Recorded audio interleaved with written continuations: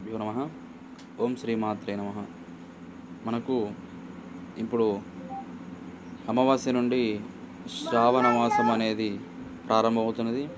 ఈ శ్రావణ మాసం శివునికి ఎంతో ప్రత్యేకమైన నెల కాబట్టి ఈ శ్రావణ మాసంలో ప్రతి ఒక్కరు కూడా రుద్రాభిషేకాలు, అలాగే శివపూజా కార్యక్రమములు, శివుని యొక్క దర్శనానికి వెళ్ళడం కానీ చేయడం చాలా శ్రేష్టమైన మాసము శివునికి.